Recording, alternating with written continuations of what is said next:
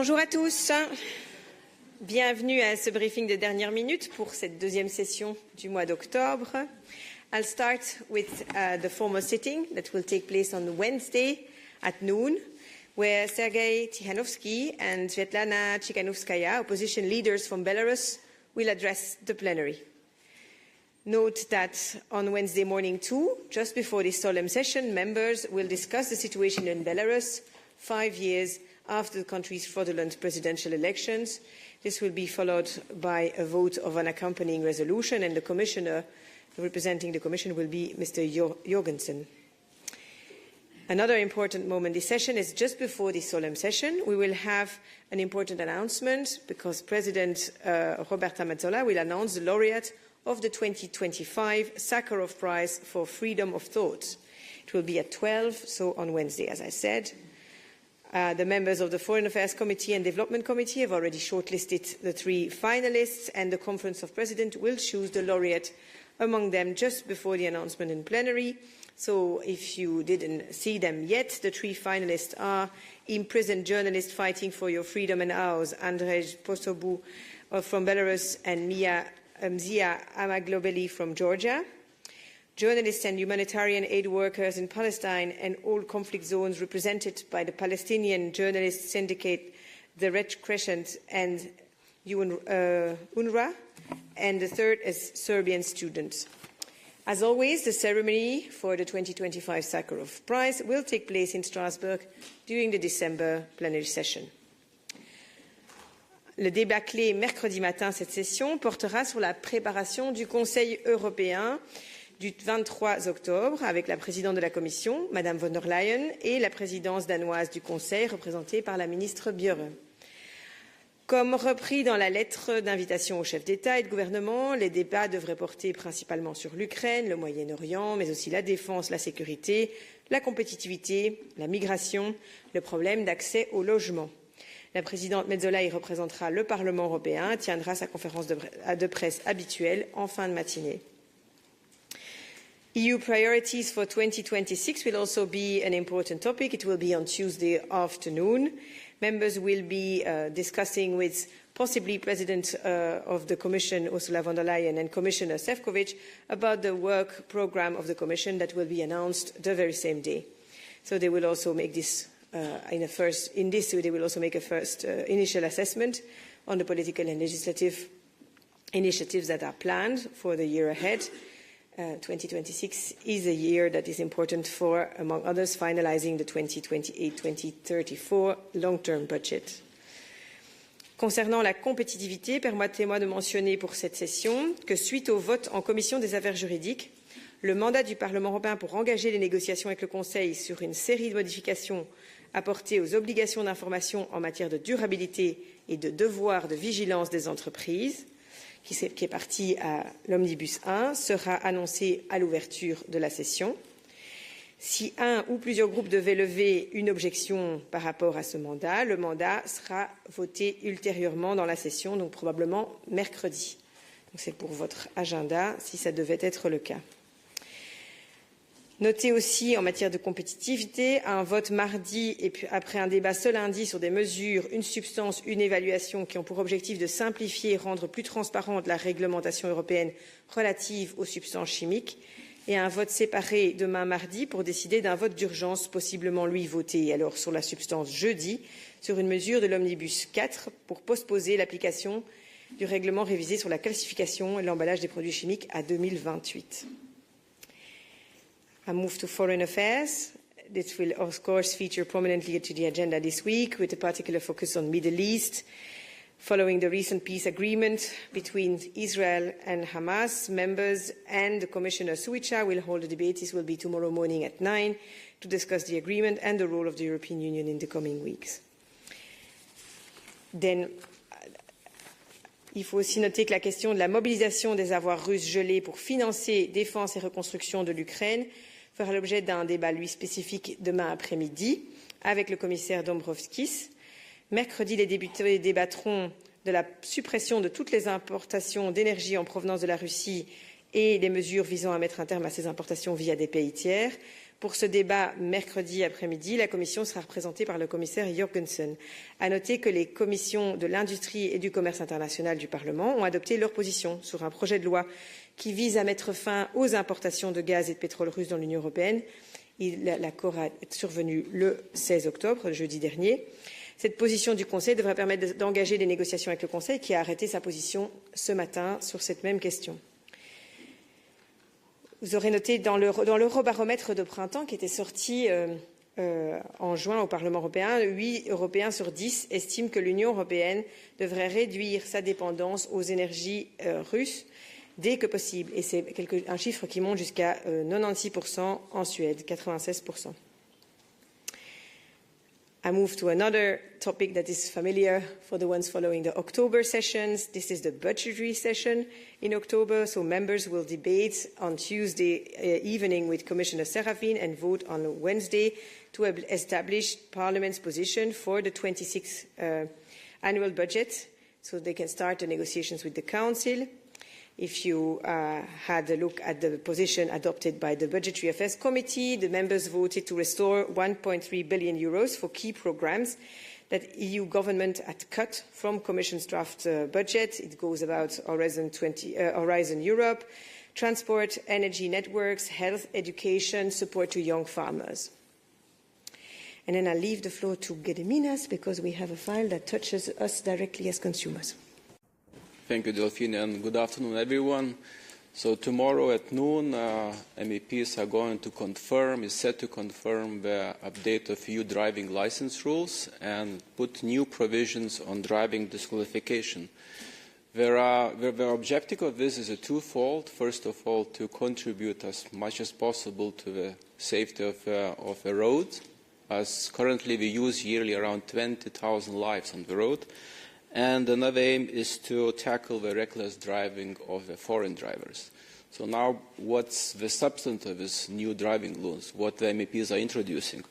First of all, as I said, the road safety is a primary aim, and we want to put additional requirements for the drivers who are taking a driving test. So what's new, they would need to know while taking a driving test additional knowledge about the blind spot risks, that they know about driving assistance systems, that we know how to safely open the doors against the vulnerable road users, and they would know what are the risks while you're driving and you're using a phone, that it shouldn't be a rule for you. They also need to be aware of the vulnerable road users, such as pedestrians, children, and the cyclists on the road. They're also introducing the first time ever the probationary period for the new drivers, so the 2 years period for those who get the driving license first. And they're also introducing the health checks. So whenever you're starting to acquire a driving license or want to review it, as a rule there should be a health check. Ideally there should be a visit to your doctor to confirm that you are good to drive. But MEPs left it for member states to decide. It can be alternatives. It can be a self-assessment form filled out by you, or it could be any other alternative measure. We're also introducing the accompanied driving, meaning that 17 years old will be able to drive on the road, but with one condition: there should be someone who knows how to drive, a really experienced driver helping you to drive on the road. And also to mitigate the shortage of professional drivers, we're lowering their age for the truck drivers and bus drivers. Currently, you have to be 20 years old to drive a truck and 24 years to drive a bus. Now we're lowering this minimum to 18 years old to drive a truck and 21 years old to drive a bus. We're also following the digital age. We like a lot of things to be on phone, so there will be a mobile driving license on the phone. That will be, in 5 years, that will become as a default position here. But also MEPs are aware of the older drivers, and it's not only you where you have to drive. So therefore, they're leaving opportunity for you to ask for a paper driving license. So digital and paper will be side-by-side driving license. And on driving disqualifications, the new provisions here, currently, if you drive outside of the EU country which issued the driving license, and for the serious traffic offense you lose your driving license, usually you lose that driving license in that country you drove. Not necessarily your home country is taking your driving license. So this is a situation that MPs wanted to change. So now the information about you losing your driving license outside of your country will be passed to your country which issued the driving license, and you will have to face the decision what's been taken in the country that you made that offense. So those are the main aims of the rules. We have a press conference tomorrow after the confirmation, tomorrow at 2 o'clock, with Parliament's rapporteur, Jutta Paulus. She sits with the Greens from Germany. She is the rapporteur for the driving license. And Mr. Matteo Ricci, he is the rapporteur for the driving disqualification provisions. And he sits with SND, and he's from Italy. So tomorrow at noon, the final approval by the Parliament, a press conference at 2, and I wish you a safe driving through this plenary. Thank you. Thank you, Gediminas. And we have Neil. Thank you, Delphine. Just 2 or 3 other small items on the agenda, but worth highlighting nevertheless. 2 timely debates on Thursday on screening in the fight against breast cancer and combating violence against women ahead of the the day to mark the combating violence against women and girls. And then on Wednesday, there'll be an item addressing the recent allegations in the media about Hungarian government spying on EU institutions, with representatives from the Commission and will be present in the debate. And then tomorrow, Tuesday, there will be debate into developments of the rule of law and backsliding in Malta, 8 years after the assassination of Daphne Caruana Galizia, who was, as you may recall, killed in a car bomb attack on the 16th of October 2017. Commissioner McGrath will represent the European Commission for that debate. And on that same topic, there is an annual prize which is handed out in this press conference room, the Daphne Caruana Galizia press conference room, every year for journalism, and it'll be announced and awarded tomorrow at 6 o'clock in this room with the President and Vice President Picerno. So you're all invited to come to that, in addition to following the debate in the afternoon. Furthermore, for journalists here tomorrow afternoon and ahead of the ceremony, at 2 o'clock, Parliament's Press Service is hosting a seminar on the role of journalists in the world today and the threats they're facing. That'll be addressed, it'll be opened by Vice President Picerno, but also renowned anti-mafia writer Roberto Saviano, as well as Sigfrido Ranucci, who escaped a car bomb attack outside his home near Rome last Thursday, both of whom will address the seminar via video link. So that's probably an interesting seminar for you to attend as journalists in particular. And that's all really for me. Yes, maybe on that note, just to mention that there will be a request to change the agenda at the opening, as always, and one of the requests that is likely to come at the opening at 5 is a request from the socialist groups to add a debate on criminal intimidation against investigative journalists in the EU following the attempt attack on Mr. Ranucci that was just mentioned by Neil. So to be added to the agenda on Tuesday. There's another request in the same direction from the left group, and there is a request from the ECR group to add a debate on the importance of protecting the European cultural heritage from theft and destruction to be added following the burglary in the Louvre Museum. And also the Renew group was likely to move a request to have an additional debate on Wednesday on the need to united support to Ukraine and for a just and durable peace concluded on Ukrainians' term. with Europeans and without surrendering to Vladimir Putin's condition ahead of the foreseen Budapest summit. So these are requests that will be placed and then, of course, need to be voted on. And now it's time for questions in the room. Yes, Max? 2 quick questions. Sorry. One, will Costa speak in the European Council debate? I don't know about that. And also, there might be apparently some sort of objection to the omnibus that was voted in jury now in the opening. Could you run us a bit through like how it works exactly? So a group raises an objection and then it's voted later. When would it be voted? Yeah, just the debate. Yeah. Yes. So Marie Bjerre will represent the Council for the debate on the European Council. So it will be the Danish presidency being present, not Mr. Costa. And on your second question, it's the regular practice. So when there is a mandate to enter negotiation with the Council, the mandate adopted in committee is presented for adoption to plenary.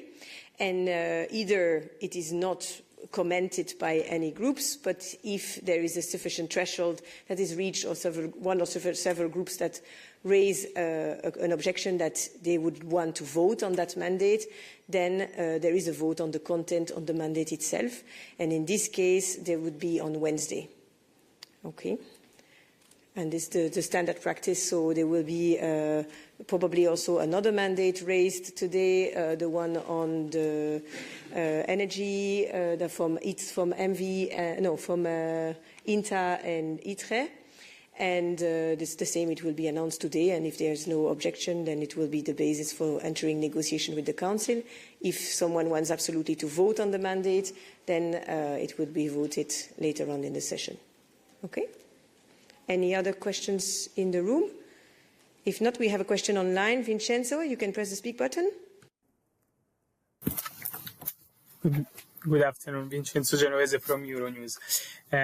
Yes, I have a question on the driving license. I would like to ask if a driving license is revoked in one member state, does it mean with these new rules that it will be revoked also in the other member states, or not exactly? Because you said that it will be notified, the country that emitted the license will be just notified, but it's not an automatic process, isn't it? Thank you. Yes, thank you, Vincenzo. You're right. So the country where the offense happened and the driver lost his driving license, that country will have to communicate this information to the country which issued the driving license, and then that country will take a decision. It's not automatic that the driving license is taken off. They'll have to evaluate what was the basis. Was the driving license taken because of those serious offenses, as I could just mention, the driver was caught drink driving, or he was involved in a fatal accident, or he was having excessive speeding, meaning was driving more than 50 kilometers per hour, more than the minimum for the maximum of driving speed. So there are these conditions. Then the member states which receive this information will evaluate whether this stands, and then it will be taking a decision. Currently, we don't have any rules on this, so what's the new here? We will have rules and we'll have a procedure how this will be managed in the future. I don't see any questions online. Are there other questions in the room? Max? Yeah, sorry, me again, but since we have you on the podium, I thought I would ask. So there's this MEP, Fernand Kartheiser, who just said that he's going to start organizing monthly meetings with members of the Duma, and that he's planning a conference in Turkey between MEPs and Duma members of Russia, right? Given that officially the relations between the two institutions are frozen, I was wondering whether this parliament is sort of undertaking any measures regarding these monthly meetings, especially since they take place with resources from the parliament, and also whether you'll make sure that no EU funds go to funding this sort of conference in Turkey with the Duma. Thank you. Thank you, Max. As you know, there are no official contacts with Moscow. We have no cooperation since 2014 with the Duma, and members who engage with Russian diplomatic or government entities are acting in sole personal capacity in the exercise of their free mandate. But you know that there are also rules on transparency and integrity, and those members have to declare these meetings with third countries' representatives. even when they are subject to sanctions. So there's nothing additional here. The members is free to meet whoever, but there's a transparency requirements, and no, it cannot happen in the European Parliament because we have clear rules on that. And then I will follow up on the question of funding, but for me, I don't have information at this stage that it is with resources or funding by the European Parliament. Okay. Any other questions? Yes. Thank you. My name is Mogens Bjerregaard from Denmark. I'm just wondering about the request of having an extra item on investigative journalism that was on Tuesday, if I understood correctly, if it's accepted. Do you know when it will take place during Tuesday? Of course, there are two requests from the Socialists and the Left. It would be voted now in 10 minutes, and it would be added in the beginning of the afternoon. So it's just, let's see what happens now in 8 minutes. No other questions in the room or online? If it's not the case, I wish you a fruitful session. And don't forget, our newsletter is available in 24 languages, and our colleagues in the press room are available to answer all your questions. Thank you.